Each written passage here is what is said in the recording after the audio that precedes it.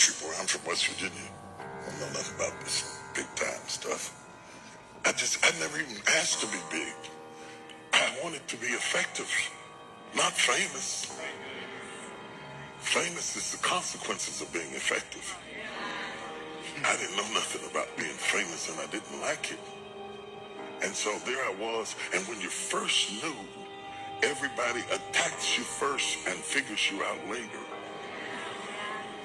Because though we say you're innocent until proven guilty, the reality is you're really guilty till proven innocent. But I didn't know that then, and I was young, upstart. You have to understand that you're looking at a 60-year-old man, but you're talking about something that's happening to a guy in his late 20s with little kids. And the first time I was in the Washington Post, the article was so vicious it made me nauseous.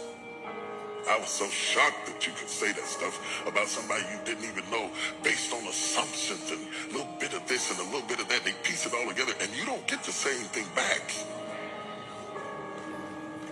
So I decided I don't want this.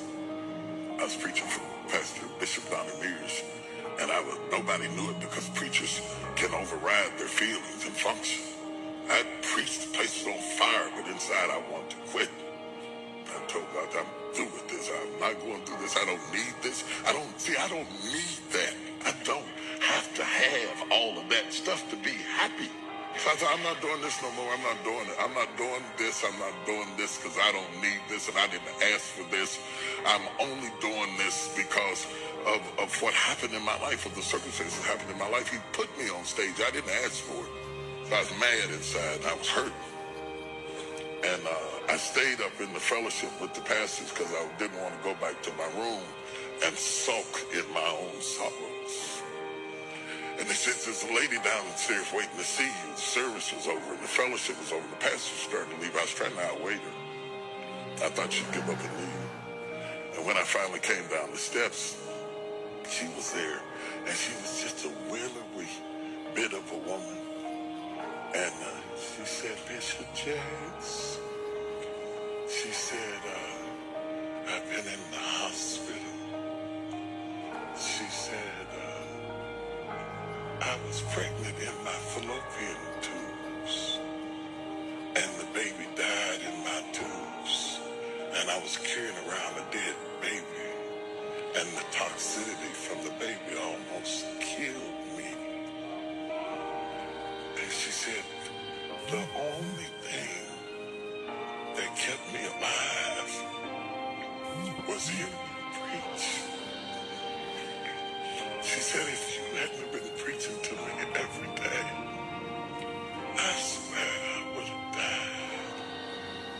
And then she looked at me and she said, it's for us. It's not for them. It's for us. It hit me so hard. I didn't even get her name. I got in the car and cried all the way back to my room because she reminded me why I was there.